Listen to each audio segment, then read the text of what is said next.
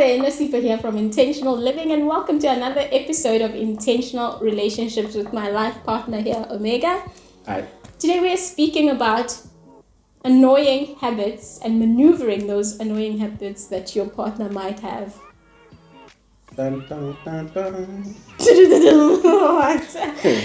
Omega, tell us your experience about, since I'm hosting you, so you always have to now speak first because I'm the host, so I can't now go ahead and speak, but like, what is your experience of bad, annoying habits in this relationship or past relationship, and how have you maneuvered this tricky terrain? Annoying habits. All right, cool. Ooh, that's a tough one because I'm a patient person. However, there are things that do annoy me very quickly. All right, and yeah, there are things that do annoy me very quickly. One is something like sleeping late.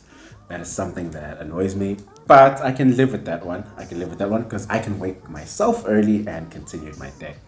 But the one that I really cannot live with, that has been a struggle, has I would say between you and I, has been not cleaning things up on time. You know, you do clean up, but you don't clean things up on time. What is on time? And this is where I do have to concede that the whole on time thing is my own narrative, my own idea of when things should be cleaned by, because I'm a person who wakes up and cleans.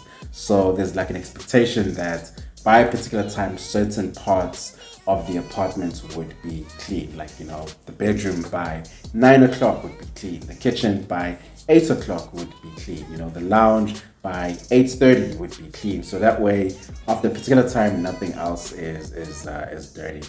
And dishes must always be washed and wiped and dried immediately after like dinner. That's those are the things that I have.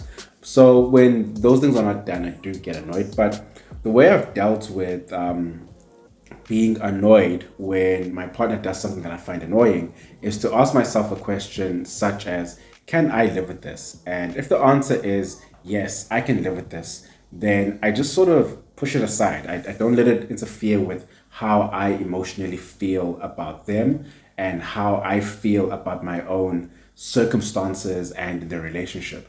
The other thing that I also do is I always check myself to ask, is this really something that is annoying, or is it more of a preference thing? You know, because not everything that is annoying is really worth being annoyed by. Sometimes it's just a preference thing. You know, I prefer certain things being done a certain way, such as, you know, I like things being clean. So at a certain time, I want everything clean. And when that doesn't happen, I get annoyed, but I then have to check back and say, well, that's just my preference to have everything cleaned by the morning. So that's how I deal with the question of annoying habits that my girlfriend might have. Yeah.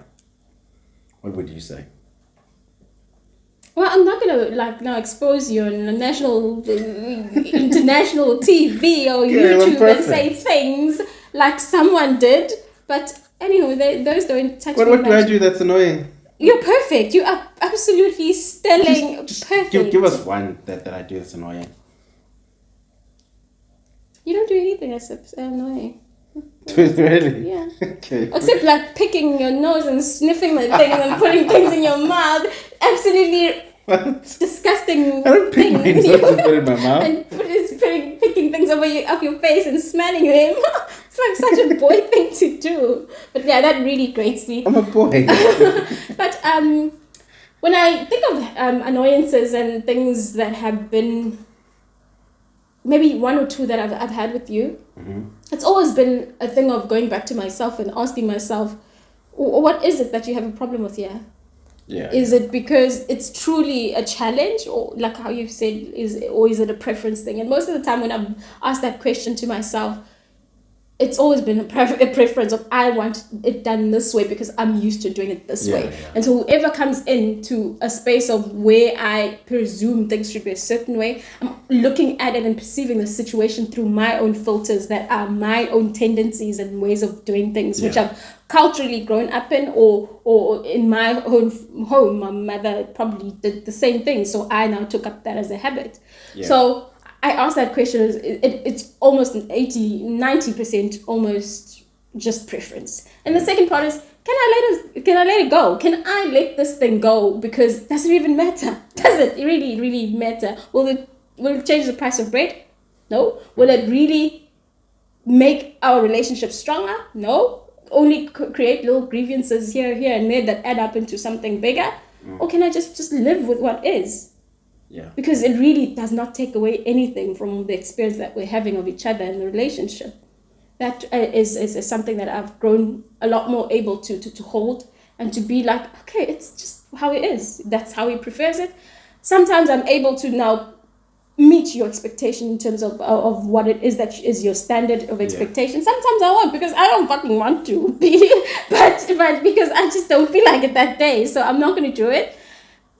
And then I don't hold myself as guilty for that, and I don't hold myself as something that I now need to keep up with because I'm now scared that if that doesn't happen, somebody's going to blow up, because it's not really my responsibility to keep your expectations in check in terms of the annoyances that you find annoying and the little things. I did a 360 there. So that is my take on that. That is my take on that. Is there anything else that you'd like to say? No, it's nothing else. Okay, so 2 things that I pick up in both of our sort of similar stories and how we really related it. It's just finding within yourself, is this something of a preference, or is it something that you really have to have this way because it has some sort of impact in the future going forward? Yeah. Secondly, can you let it go? Is it that much of a big deal that right now the price of everything now changes in the relationship because of this one thing that can't now be done a certain way? Is it a deal breaker, or can you just live with it? Yeah. Those are the 2 things. So see you next time.